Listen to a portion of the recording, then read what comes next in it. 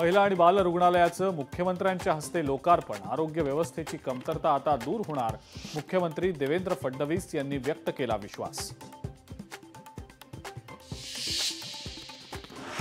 पुण्यातल्या भोरमध्ये भाजपला मोठं खिंडार। भोरच्या भाजप नगराध्यक्षांचा राष्ट्रवादी काँग्रेसमध्ये प्रवेश। अजित पवारांच्या उपस्थितीत केला प्रवेश। नाशकात शिवसेनेकडनं धर्मवीर आनंद दिघे नागरी सहाय्यता शिबिर।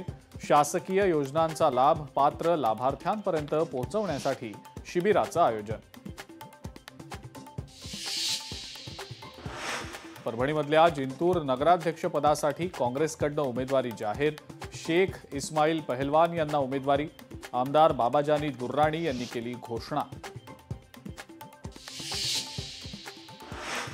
अहिल्यानगरमधल्या सुनील साळवे कुटुंबावरील हल्ला प्रकरणामध्ये गुंड निलेश घायवळचा सहभाग। दाखल गुन्ह्यातल्या आरोपींनी घायवळही कटात सामील असल्याचं केलं कबूल। धनंजय मुंडेंवर मनोज जरांगेंच्या हत्येच्या कटाचा आरोप केल्यानंतर आता मुंडे समर्थक उतरले रस्त्यावर। बीडच्या सिरसाळा इथं समर्थकांकडनं धनंजय मुंडेंच्या प्रतिमेला दुग्धाभिषेक।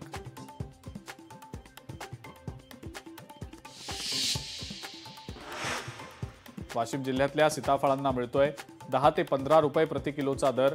सीताफळ बागांवर केलेला खर्च देखील वसूल होत नसल्यानं शेतकऱ्यांचं मोठं नुकसान।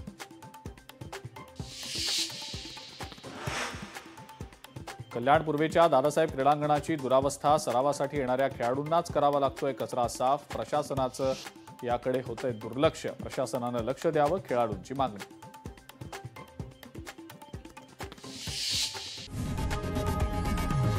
लोकशाही मराठी ऐका, पहा, जागरूक रहा।